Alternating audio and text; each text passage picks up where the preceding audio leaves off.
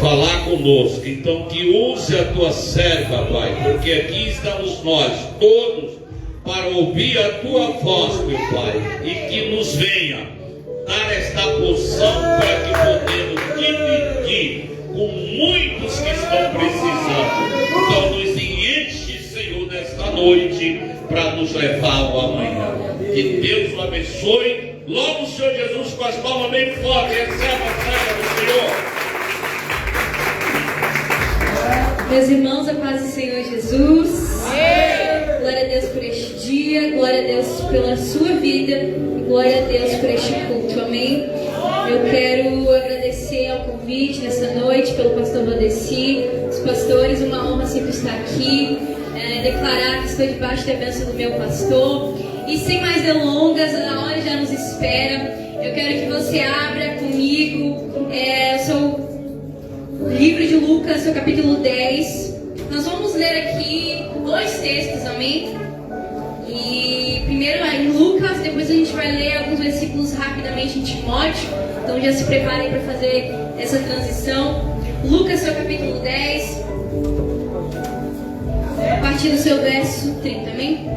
Vamos ler sem demoras, em nome de Jesus. E respondendo Jesus, disse: descia um homem de Jerusalém para Jericó, e caiu nas mãos dos salteadores, os quais o despojaram e o espancando os retiraram, deixando-o meio morto. E ocasionalmente descia pelo mesmo caminho um certo sacerdote, e vendo passou de lá.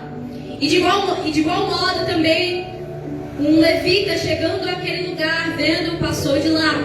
Mas um samaritano que ia de viagem chegou ao pé dele, e vendo, moveu-se de íntima compaixão.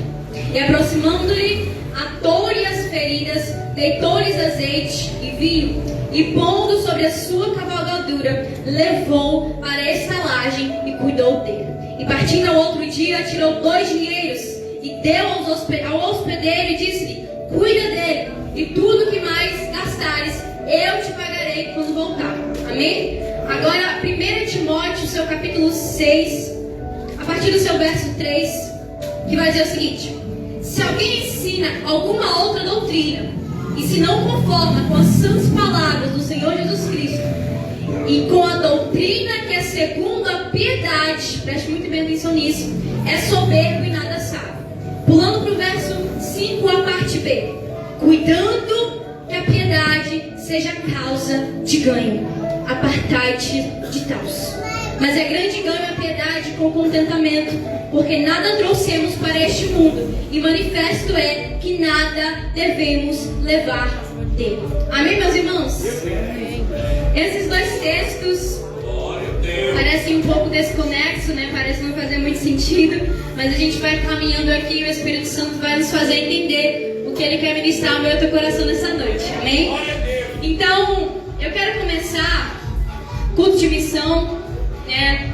E muitas vezes a gente fala sobre missão, a gente muito se ouve sobre missão, mas muitas vezes nós não entendemos o que significa missão, ou o que a igreja tem que fazer, ou o que os missionários estão fazendo lá fora, qual que é a minha e a tua missão que foi incumbida por Cristo. Se fala sobre muitas coisas e muitas vezes nós acreditamos que é somente ir curar alguém, libertar alguém e até mesmo salvar, mas há algo para além disso. E eu quero que você preste muito bem atenção nisso. O Senhor, desde a eternidade, desde a fundação do mundo, Ele já tinha traçado um plano eterno. Um plano que muito antes de eu e você nascer, já sabia, já estava estabelecido. Cristo na cruz, Cordeiro morto desde a fundação do céu, Cordeiro conhecido desde a fundação do céu. Então, nesse plano eterno, nós sabemos que veio aí o pecado entre a nação, entre os homens, entre a humanidade. Adão pecou, Eva pecou, entrou-se o pecado sobre a humanidade. E assim, aquele a qual o Senhor fez para viver de intimidade com Ele, se perdeu no meio do caminho. Perdeu-se o contato de Deus com o homem. Ou seja, o homem perdeu a presença do Senhor por causa do pecado. E o plano que o Senhor, Ele vai restaurar sobre todas as nações, que talvez eu e você não entenda muito bem, é restaurar a sua sua presença sobre toda a terra, sobre todo o povo, sobre toda língua e sobre toda a nação. O plano eterno do Senhor é restaurar a presença dele sobre todo o povo. Essa presença qual foi perdida lá no Éden, lá no começo, lá no jardim. E nós bem sabemos que depois do pecado, depois que o pecado entrou na humanidade, que a presença, foi tirada do homem, que nós fomos destituídos da glória de Deus, o Senhor ele traça um plano. E aí a gente vê ao longo das escrituras e ao longo da própria história, ele levanta aí sacerdotes, ele levanta profetas para tentando assim restaurar a sua presença de novo. Então ele chama profeta atrás de profeta para declarar ao povo: se voltem ao Senhor, se arrependa, volte-se ao seu Deus, levanta sacerdote para remir os pecados do povo. Mas nada disso poderia trazer a presença de Deus de volta. Nada disso poderia restaurar a presença do Senhor sobre a humanidade. Era necessário que o próprio Deus fosse morto na cruz, para que assim a sua presença fosse restaurada em nós, e nós um dia pudéssemos viver a plenitude ao seu lado. Amém? Então, entendido isso, a missão e este plano eterno é fazer a presença de Deus ser restaurada sobre todo o povo. E é por isso que pregamos a quem não conhece, é por isso que pregamos na igreja, é por isso que declaramos o nome de Cristo, porque a vontade de Deus é que a sua presença seja restaurada sobre todo o povo. Esta é a vontade de Deus. É tão verdade que em vários versículos nós encontramos na Bíblia a qual o Senhor diz: eles serão meu povo e eu serei o seu Deus. Do Velho Testamento ao Novo Testamento, essa passagem se repete. Eu quero ler aqui alguns com você.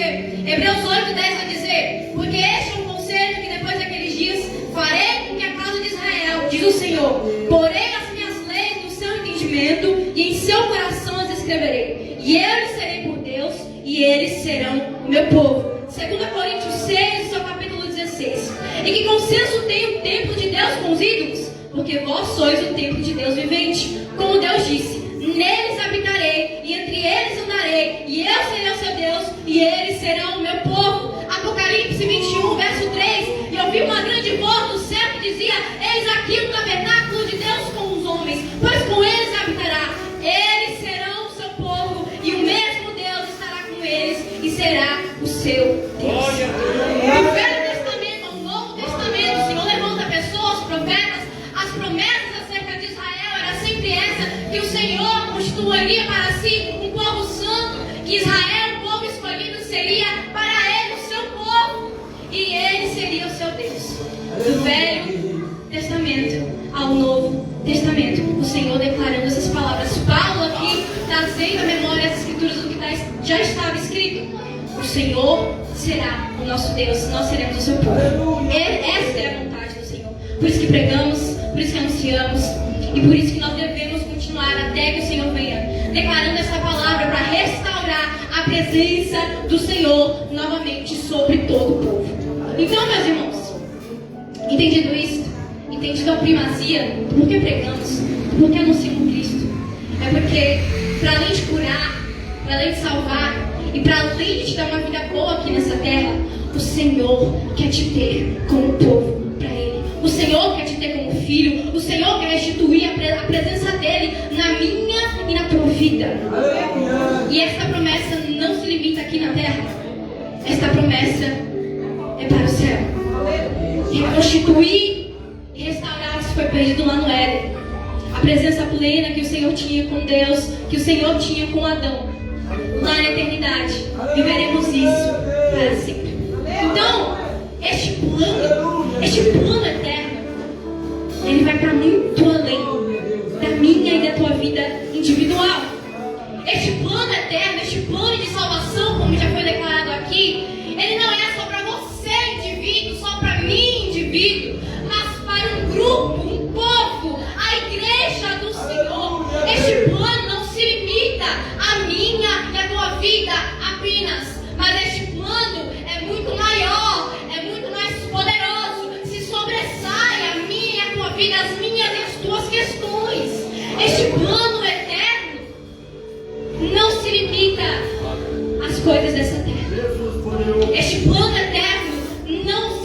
limita ao Senhor te dar uma vida boa, ao Senhor te dar uma casa, ao Senhor te dar comida boa e uma estabilidade financeira, até mesmo Ele te curar ou te libertar de algo. Não se limita a isso. Eu quero que você entenda, o plano do Senhor é muito maior. O plano do Senhor para a igreja e para a terra é muito maior do que eu e você. Entenda isso. É muito maior do que a minha e a tua particularidade, do teu indivíduo, das tuas questões, dos teus sofrimentos. O plano de Deus é muito maior. Ele envolve a todos.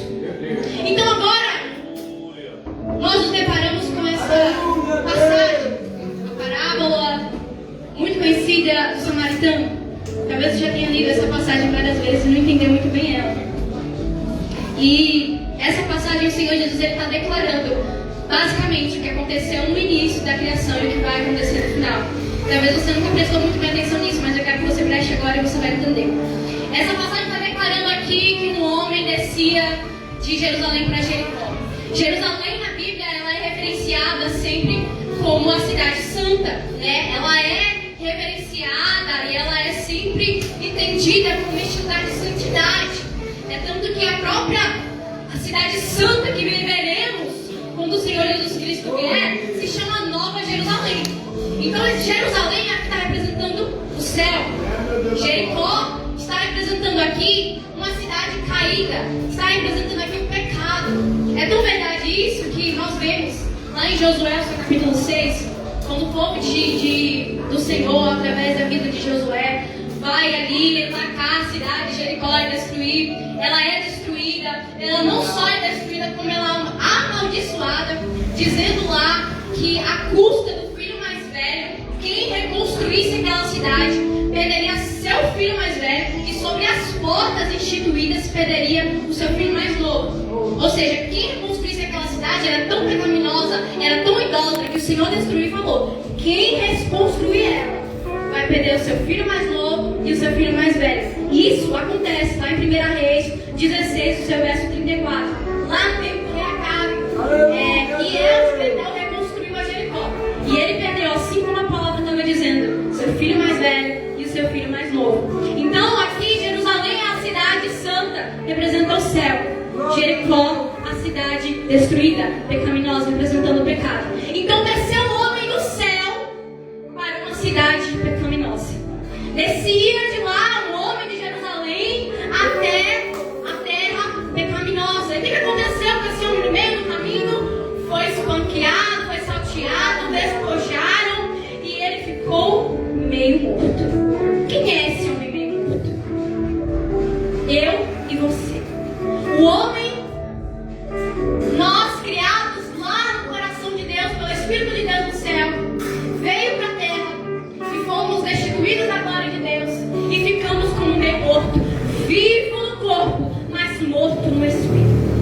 E esse homem meio morto ficou no meio do caminho. E o que aconteceu?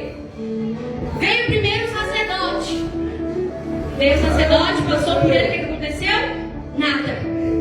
Porque o sacerdócio constituído não poderia ajudar o ser humano caído, meio morto. Aí veio também mais um levita que, como sacerdote lá, servia o templo, colocava os incênsios, limpava a casa, sacrificava animais. Mas também aquele levita, como sacerdotes instituídos por Deus, também não poderia fazer nada pelo homem meio morto. Você está entendendo isso? O Senhor instituiu e tentou instituir pessoas, profetas, os sacerdotes, para tentar trazer de volta a sua presença. Se constituiu templos, se constituiu altares, tentou trazer de alguma forma a presença de Deus para o homem. Mas o homem não era capaz de trazer a presença de volta para a humanidade destruída, para a humanidade caída e para este homem meio morto. E esse homem meio morto ficou lá no meio do caminho. Ou seja, o sacerdócio instituído não foi capaz de trazer a presença de volta, não foi capaz de ajudar a humanidade. Os levitas instituídos não foram capazes de ajudar a humanidade, mas veio ali um samaritano. Um samaritano que agora viu aquele homem meio morto, caído no meio do caminho. E o que ele fez? Moveu-se de íntima compaixão dele. Aproximou-se dele, pôs-lhe as feridas, deitou-lhes azeite, vinho e pondo sobre a sua cavalgadura levou para a estalagem e cuidou dele. Este samaritano é o Cristo. Cristo, Filho do Deus vivo, o único capaz de cuidar da minha e da tua vida e o único capaz de restituir e cuidar do homem meio morto, da humanidade caída e destituída da glória de Deus. O único que poderia cuidar da humanidade. O sacerdote não poderia, o levita não poderia, homem nenhum nessa terra, profeta nenhum, pregador nenhum poderia restituir a presença do Senhor sobre a humanidade. Mas aí veio o Cristo para restaurar todas as coisas e restaurar a sua presença no meio do seu povo novamente. Veio aí o samaritano. E sabe o que ele faz? E agora eu quero entrar aqui no tema de fato dessa pregação. O que esse samaritano fez? Aleluia. E aqui eu quero listar. Está descrito no verso 34 e 35. Ele fez algumas coisas, esse samaritano. Ele atou-lhe a ferida. Ele derramou azeite e vinho, ou seja, ele derramou da sua presença e da alegria do Espírito. Ele pôs sobre a cavalgadura, ou seja, ele carregou aquele homem meio morto. Levou para a estalagem, ou seja, ele tinha um lugar preparado para guardá-lo ali. Cuidou dele. E ainda por cima de tudo, pagou para alguém cuidar daquele homem. Ele pagou para o hospedeiro e disse: olha, eu estou te pagando, mas quando eu voltar o que faltar, eu me pago. Sabe quem é esse hospedeiro? O Espírito Santo de Deus. Ele confiou a mim e a tua vida ao Espírito Santo de Deus para que cuidássemos de nós até que ele pudesse voltar. E quando ele voltar, ele vai terminar de concluir a obra na minha tua vida e pagar o que falta ser pago. E nos justificar para sempre. E nos restaurar para sempre. É isso que o samaritano fez. Ele pagou com dinheiro. Ele pagou com recursos. Ele se doou com as suas atitudes. Ele fez com as suas mãos para cuidar de alguém. E aqui, meus irmãos, eu quero entrar sobre o que se trata essa ministração. É o que temos que fazer diante do homem meio morto, diante da humanidade, diante da sociedade. Nós que pregamos o Evangelho, dizemos ser missionários e missionárias de Deus. Veja aqui que Cristo Jesus, ele reverenciou e usou como exemplo essa passagem de que era não somente cuidar e falar palavras bonitas, mas era demonstrar serviço e demonstrar disponibilidade, de tirar do poço, se necessário, para cuidar de uma alma, de tirar o seu tempo e a sua disposição com as suas obras, se necessário, para cuidar de uma alma. Mas só que a gente se olha hoje para a realidade de algumas igrejas, da realidade da humanidade, é que ela está sempre preocupada consigo mesma, né? A gente muito bem sabe disso. E nós sempre, de alguma forma, procuramos nos beneficiar, tanto de Deus quanto dos homens. Isso é um fato. Então o fato é que eu acho que você vai se identificar com isso. Toda vez que nós abrimos a Bíblia para ler, o que a gente faz? A gente sempre tem que se beneficiar da palavra do Senhor, né? Então todo versículo que a gente lê, a gente tenta ver de alguma forma como que eu vou me beneficiar do que está falando aqui. E isso é a realidade. Todo mundo, eu creio que a maioria das pessoas que leem a Bíblia tem uma ideia distorcida e não entende que o que está escrito aqui, primeiro, declara a glória do Filho de Deus. Tudo que está escrito aqui é sobre o Filho, não é sobre mim, sobre você, mas é sobre o Cristo. E as promessas que estão nesse livro não se limitam à tua vida, mas é para toda a igreja de Cristo, é para todo o povo santo e escolhido do Senhor, é para toda a terra. Então, na próxima vez que você for ler a Bíblia, não pense só em como você vai ser beneficiado, mas pense no plano de Deus para a humanidade. Pense em como o nome do Senhor será glorificado, sobre as promessas que está dizendo aqui. Elas não se limitam só à tua vida. E às vezes a gente lê de forma tão errada, que eu já vi gente falando, lá em Daniel capítulo 8 tem um verso que vai dizer que tal homem, tudo que ele pôs a mão ia prosperar, né? E que que o que ele fazia não era por si só. E aí tem muita gente, sei lá, abre a Bíblia, como faz, vou ler um versículo aqui hoje. Tira qualquer versículo fora de contexto e acha que tudo que está escrito ali é para ele. E aí ele acha que o que está dizendo lá em Daniel 8 é para ele, é tudo que eu pôr minha mão para prosperar. Só que quando a gente lê o contexto do que estava dizendo, Daniel estava falando sobre o anticristo. Que o que ele colocasse, a mão dele ia prosperar e assim muitos seriam enganados. E aí o que acontece? A gente lê e tira tudo que está na Bíblia para nós, achando que faz sentido. Mas na verdade está fora de contexto. E na verdade não é sobre você.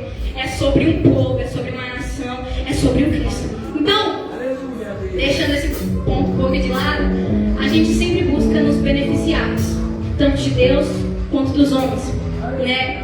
Quando nós pregamos, de alguma forma, às vezes a gente quer o eco para nós e ser achado diante de Deus.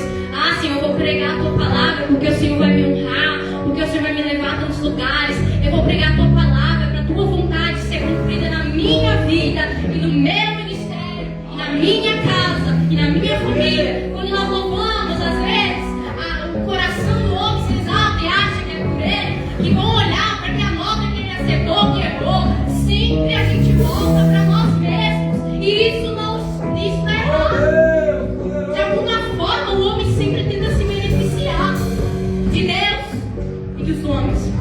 Quando a gente ajuda o outro, muitas vezes, a gente ajuda pensando como que eu vou ficar diante de Deus. Eu vou ajudar alguém e o Senhor vai ficar alegre comigo. Eu vou ajudar alguém e eu vou estar fazendo bem para a igreja do Senhor. E você pensa só como você está saindo na história.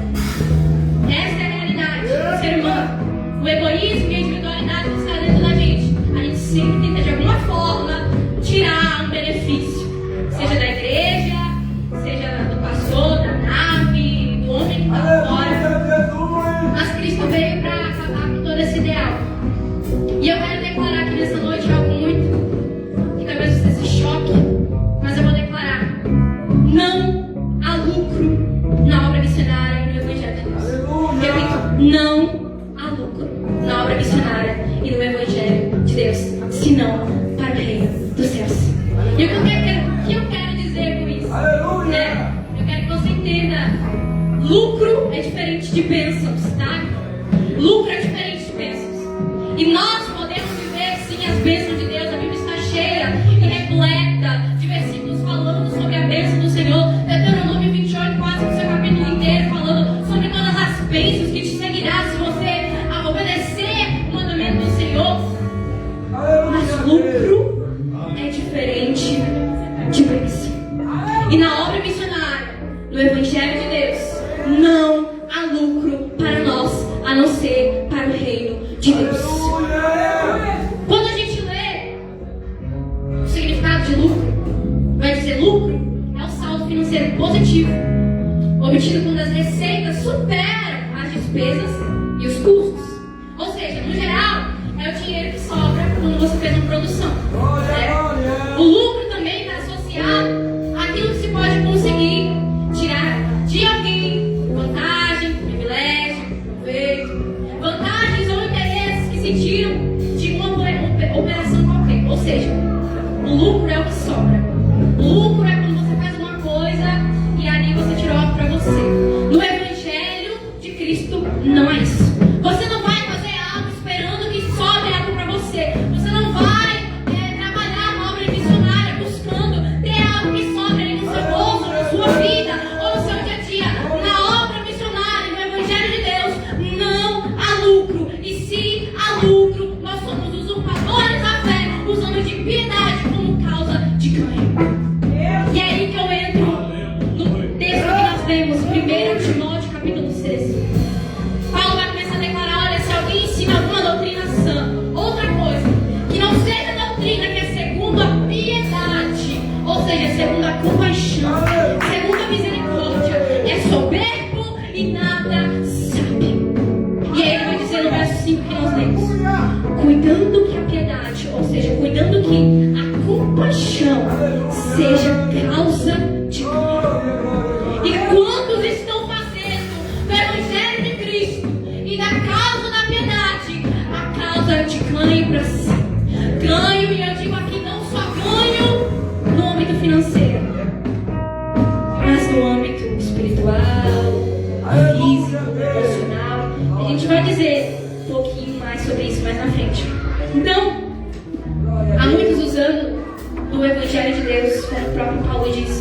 usando da piedade, usando da misericórdia, usando da compaixão, usando do evangelho que nós recebemos para lucrar e receber. Aleluia, Deus! E aí, a realidade é, de alguma forma, por nós servirmos a Deus, a gente tem dentro do nosso coração a ideia de que por servir a Deus, Deus me deve algo. E que eu devo ganhar algo da parte de Deus, que eu devo prosperar, que Deus me dê uma vida boa, afinal eu sou filho de Deus. O que não é verdade. Lá no começo do protestantismo, se surgiu uma ética protestante, quando se começou ali o capitalismo, numa ideia propagada de que prosperidade significava ser filho de Deus. Ou seja, se eu sou rico, é uma demonstração de que eu sou filho de Deus. Afinal, Deus é dono de todos os tesouros da terra. E se eu sou próspero, eu sou filho de Deus. E quem não tinha dinheiro não era considerado filho de Deus. É tanto que isso começou a segregação do povo preto, do povo pobre, como que não fosse filho de Deus, fossem filhos do demônio, porque não tinham dinheiro. A Igreja Católica por muito tempo declarou essas palavras, né, sobre a ser sempre do dinheiro, de pagar indulgência, você tem que pagar para ter a sua salvação. Ou seja, a gente sempre teve essa ideia de que por ser filho de Deus a gente tem que prosperar e ter lucro e ter dinheiro. Mas não é isso que o Evangelho de Deus apresenta.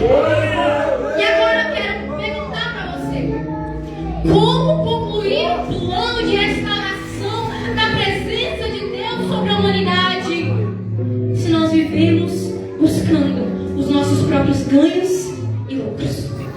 Como cumprir o plano eterno de Deus se eu só penso em mim, na minha vida, na minha casa e na minha família, como já foi dito nessa noite? Eu penso só em como eu vou ser beneficiada pelo Evangelho, e como eu vou ser curado, eu vou ser transformado, e eu vou ter uma família linda, e eu vou cultuar ao Senhor, e eu vou me vestir bem, e eu vou ter um belo testemunho. E para aí, o Evangelho é voltado a nós, ao indivíduo, e não à terra, e não à humanidade, e não à igreja do Senhor. E eu quero dizer para você nessa noite, irmão, alcançar uma alma, alcançar uma vida, restaurar a presença de Deus na vida de alguém, vai demandar esforço, vai demandar tempo, e talvez até demande investimento financeiro. Restaurar a presença de Deus na vida de alguém vai demandar de você esforço, o seu tempo, as suas obras, a sua entrega, o seu corpo padecido muitas vezes de dores e fomes por alguém. E até mesmo o seu bolso vai ser mexido, porque como o nosso irmão Ronaldo sempre fala, toda a bênção na terra do Senhor que você tem é do Senhor, todo tesouro, toda prata é do Senhor. E se Ele quiser mexer no teu bolso, Ele vai mexer, porque é dele todas as coisas. E aqui nós vemos nessa parábola o samaritano, ele não somente fez obras boas e bonitas, né? Ele mexeu no seu bolso, ele tirou dinheiro e pagou o que fosse necessário para aquele homem meio morto fosse curado e salvado e restaurado. Não é diferente hoje, não é diferente na minha, na tua vida, não é diferente na obra de Deus, não é diferente na igreja e não é diferente na obra missionária. Não tem como aplicar a obra missionária esperando ou visando lucro de nenhuma forma. E se você fizer, você vai se frustrar e vai ser usurpador da fé, como a gente leu aqui, cuidando que a piedade seja causa de ganho, cuidando que o evangelho seja causa de ganho. E eu quero te dizer, não vai ter lucro, meu irmão. Não vai ter lucro no financeiro, ou seja, no dinheiro.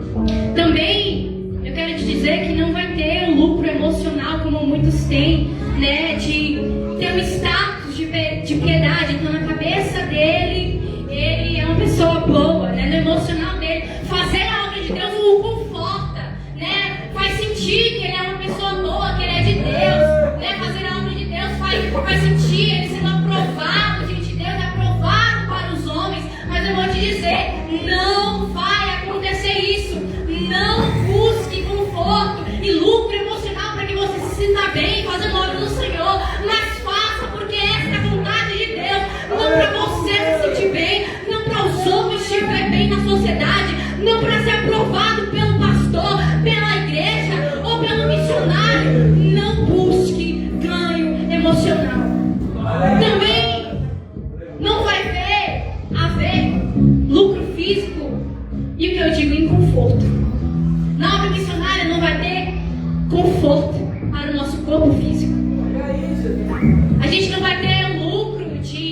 E o conforto de ficar na nossa casa todo tempo e ter um travesseiro gostoso para dormir, um cafezinho quente para tomar, uma coberta para se vestir, uma mesa cheia para comer. Na obra missionária, no Evangelho de Deus, o verdadeiro Evangelho de Deus, não há lucro físico, não há conforto para o nosso corpo. Enquanto estivermos aqui, devemos padecer, e se for necessário, no corpo, na alma, no espírito, para proclamar a glória e proclamar a Cristo a todos os povos. Não vai ter conforto.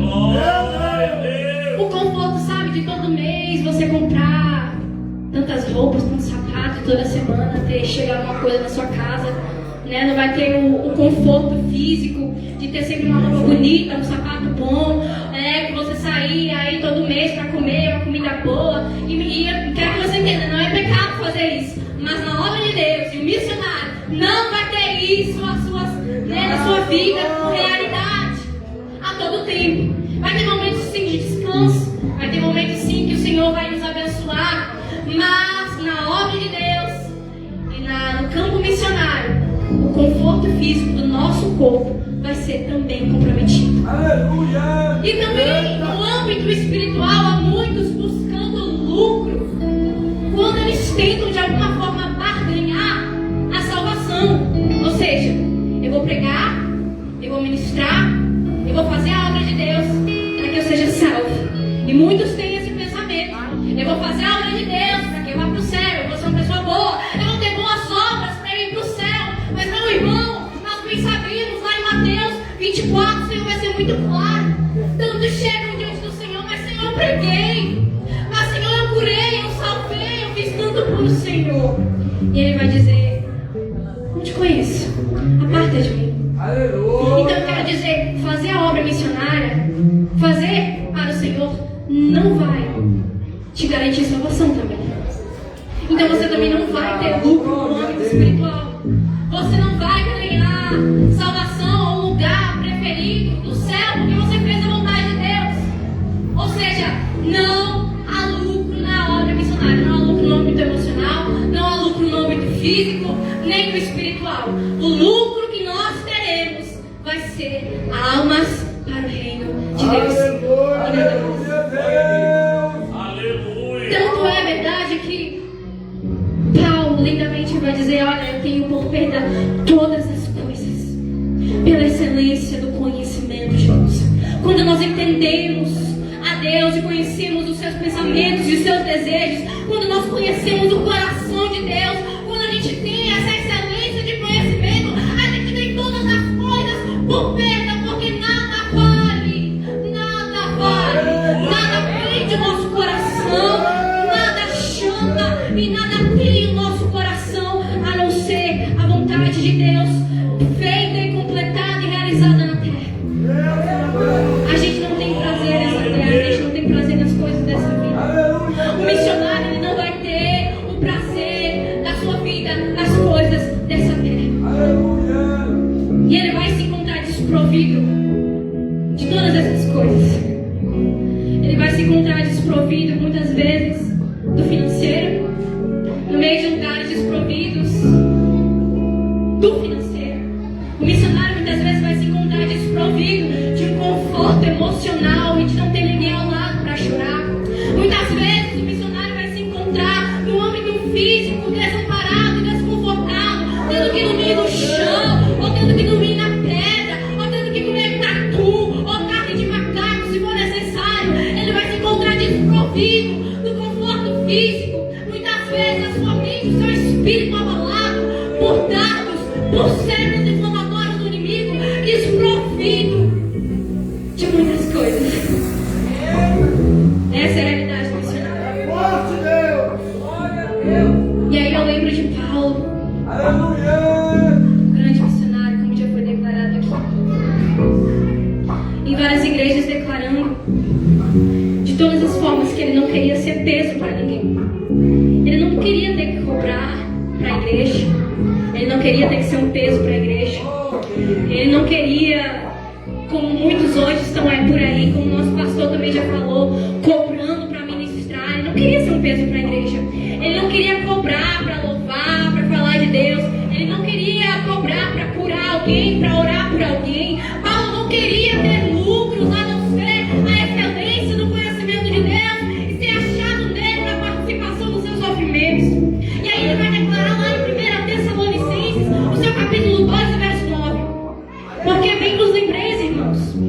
do nosso trabalho e da fadiga, pois trabalhando noite e dia, para não sermos pesados a nenhum de vós, vos pregamos o Evangelho de Deus. 2 Tessalonicenses capítulo 3, verso 8. Nem de graça comemos o pão de homem algum, mas com trabalho e fadiga, trabalhando noite e dia, para não sermos pesados a nenhum de vós. 2 Coríntios capítulo 11, verso 9. Porque os irmãos que vieram da Macedônia supriram a minha necessidade, e em tudo eu me guardei de você pesado, e ainda me guardarei. Paulo declarando às igrejas como missionário deve ser, não sendo pesado às igrejas, né? Um pregador de Deus, um servo de Deus, não sendo tosqueadores de mãe, tirando o sustento da igreja, das pessoas, como muitos fazem, não ser peso à igreja do Senhor. Mas Paulo trabalhava de noite. De noite Paulo estava trabalhando.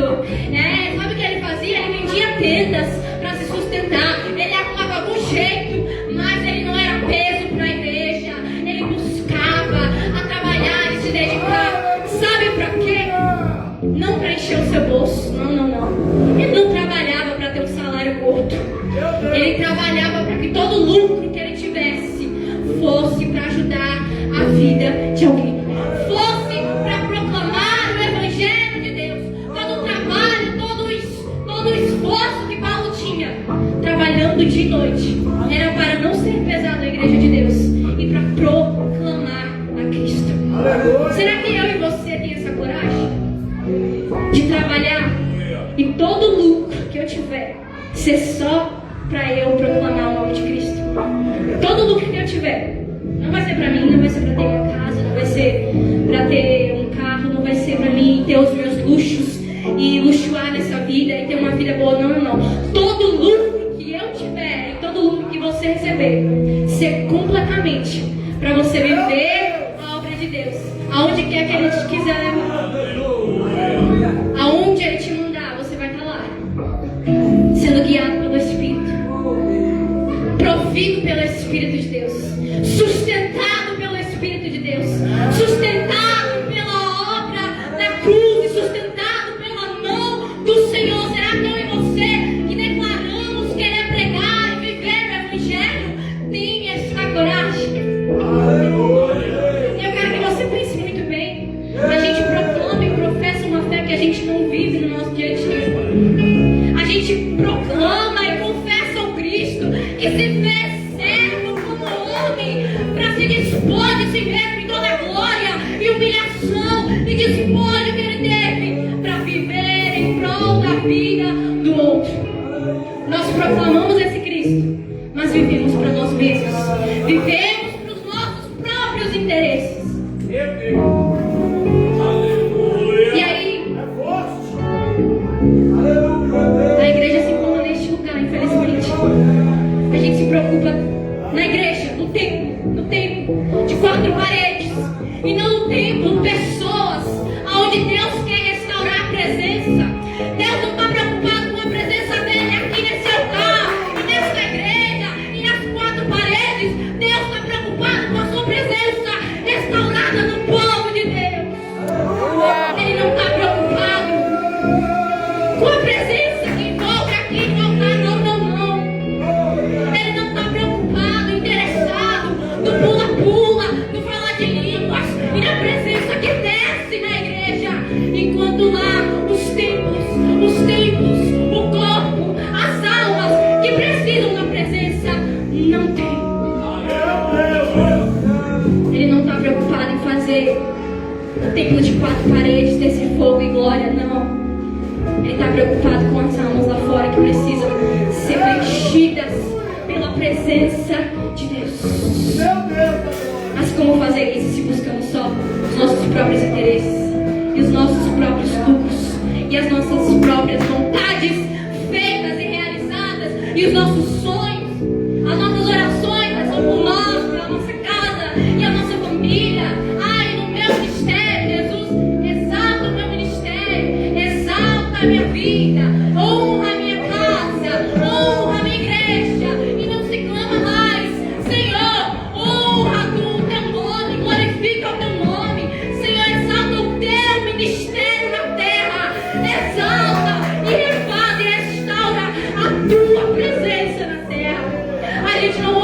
por isso. A gente ora, Senhor, cai fogo, nossa terra. A nossa oração é faz descer do céu fogo na igreja. A nossa oração é faz descer fogo, faz todo mundo pular, faz todo mundo sentir, se arrepiar. E aí quando sai daquela porta, passou o arrepio, passou o choro, passou a emoção, o som bom da música passou. E aí? E aí lá fora? Será que a presença de Deus está restaurada e pegando fogo dentro de você como pega aqui no altar? Será que a presença de Deus está sendo dissipada lá nas ruas? Será que esse fogo que cai do céu aqui, do templo, está pegando fogo lá fora? Será que esse fogo ainda tem vida lá fora? E não precisa de muito não para declarar Cristo. Não precisa de muito. Deus não precisa se manifestar como Ele se manifesta aqui no meio de nós para salvar alguém. Basta uma palavra, basta um abraço, basta uma atitude nossa lá fora e a presença de Deus pode ser restaurada na vida de alguém. Pode ser o dinheiro que sai do meio do teu bolso, que vai alimentar uma vida, como também aqui o pastor falou, que vai curar uma vida e a presença de Deus ser restaurada nele. Pode ser o meio do teu serviço para alguém lá fora, que pode restaurar a presença de Deus nele. Não precisa de muito. Não precisa de muito movimento.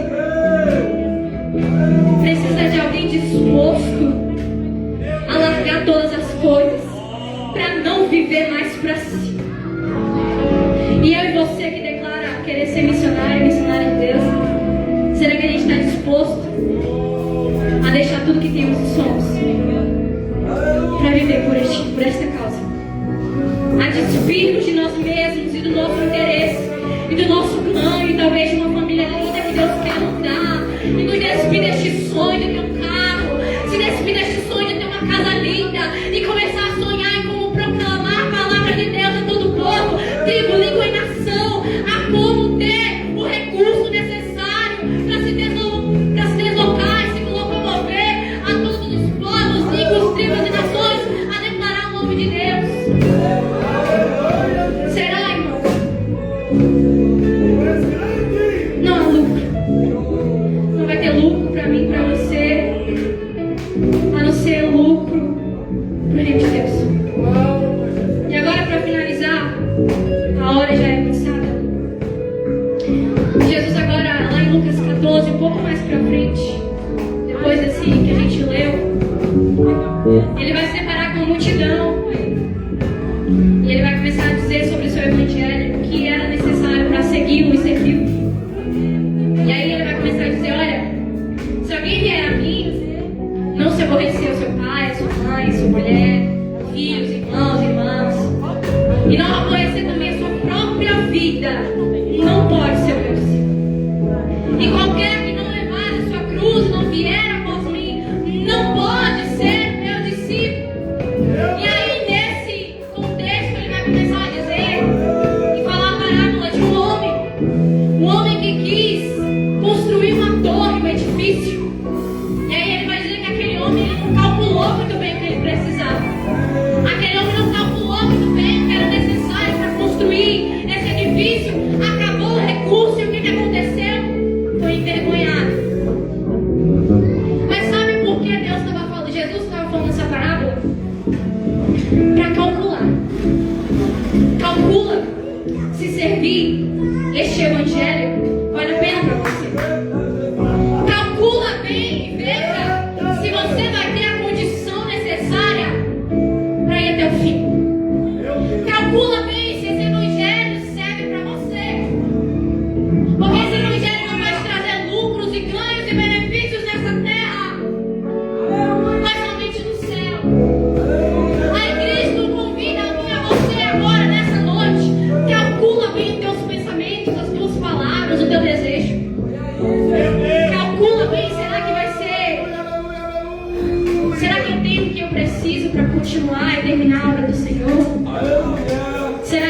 evangelho para mim? Será que eu quero mesmo ser um missionário? Será que eu quero mesmo pagar todo esse preço? Calcula bem. E eu quero te dizer, sabe por quê? No fim, a soma desses cálculos, sabe qual vai ser o resultado? Nenhum lucro. Nenhum lucro. Você pode calcular, olha para você, olha para o seu dia a dia, olha para o que está dentro de você, para os seus sonhos, para os seus desejos. Calcula o que vale, o que é necessário servir esse evangelho. E eu já te adianto a resposta. Você vai calcular, mas no fim, a soma de tudo isso vai ser: não vai ter lucro para você nessa terra, somente para o reino de Deus. Não vai ter lucro. Não vai ter lucro. Não vai ter ganho. Se você quiser ganhar através do evangelho de Cristo, você vai ter que pagar conta por isso no fim dos dias. Tirar benefício do evangelho, tirar benefício da pregação. Viver para si mesmo vai ser cobrado no fim. Calcula bem. Calcula sobre a tua fala. E muitas vezes a gente fala: eu quero viver missões, eu quero pregar o evangelho, eu quero ir a todos os povos, tribos, línguas e nações. É tão bonito, né? Eu quero ser missionária. Calcula bem, porque não vai ter lucro para ti. Não vai ter lucro para ti. E finalizando, Cristo nos chama nessa terra para proclamar o seu nome, o seu reino que há de vir. E hoje talvez você ache que vive de verdade esse evangelho. No começo da minha conversão, eu achava que eu vivia o evangelho, até eu ler as escrituras e entender que eu não vivia nada. Entender que o meu coração estava bem distante do coração de Deus. Lendo as escrituras, eu comecei a entender que a minha vontade não se parecia nada com a vontade de Deus. Porque eu só pensava nos meus sonhos, no meu objetivo, e na minha formação, e no meu trabalho, e no meu casamento, e na minha vida social, e nada estava vinculado e parecido com a vontade de Deus. Porque apesar de Ele querer que você se case, talvez tenha uma boa vida e uma boa vida financeira, não se aplica a isso. Talvez se você acha que se limita a isso que o Senhor quer fazer na tua vida, eu quero te dizer nessa noite: o propósito de Deus vai muito além da tua vontade. O propósito e o plano de Deus para a terra vai muito além, é muito mais poderoso e grandioso do que as pequenas coisas que envolvem a minha tua vida. E aí, finalizando, me encontro com Paulo, que viveu pela causa do evangelho. Versículo 23, ele vai dizer: são ministros de Cristo? Eu ainda muito mais. Em trabalhos, em açoites, mais do que eles em prisões, muito mais. Em perigo de morte, muitas vezes. Recebi dos judeus 5 quarentenas de açoites menos 1. 3 vezes fui açoitado com varas. Uma vez eu fui apedrejado, 3 vezes sofri naufrágio. Uma noite, um dia passei no abismo. Em viagens, e muitas vezes, muitos perigos. Perigos de rios, perigos de salteadores, perigos dos da minha nação, perigos dos gentios, perigos na cidade, perigos no deserto, perigos no mar, perigos entre os falsos irmãos, em trabalhos, fadigas, vigílias, muitas vezes fome e sede, em muito jejum, muitas vezes frio, nudez, além das coisas exteriores que me oprimem a cada dia o cuidado de todas as igrejas. Será que você está preparado para viver tudo isso? Missionário, está preparado para viver as vigílias das noites e perigos? Perigos das nações, perigo do seu próprio povo, fome, sede, jejum, sem ter, nem querer, mas é porque não tem o que comer, jejum forçado, porque não vai ter o que comer, vai ter que jejuar. Missionário, noite sem dormir, para orar e clamar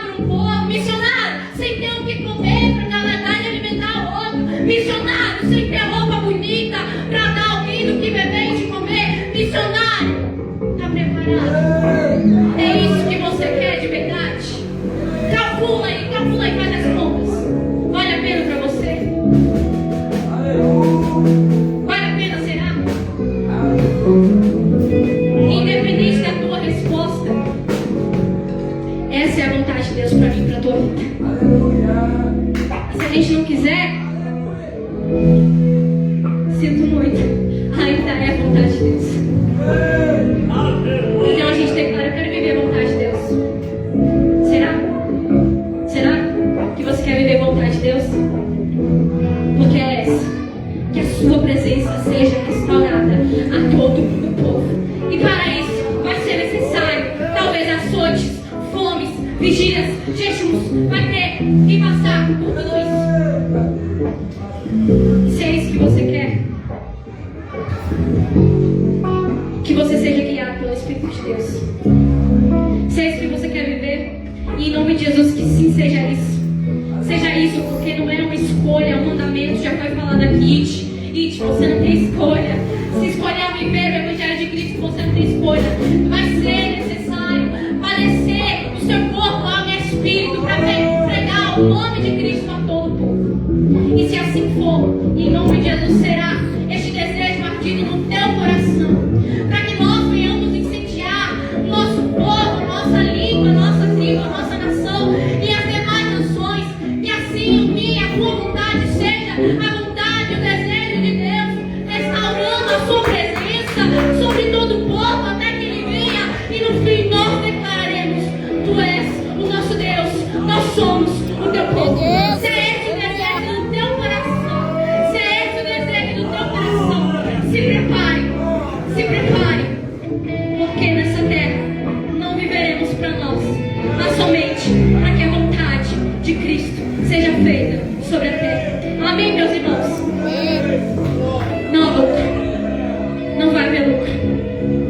E que o nosso lucro seja a vida de Cristo, que o nosso lucro seja o reino de Deus propagado, que o nosso lucro seja a presença de Deus restaurada nas nações, que o nosso lucro seja os espíritos vivificados para a glória de Deus. O homem meio morto viverá, o homem meio morto será cuidado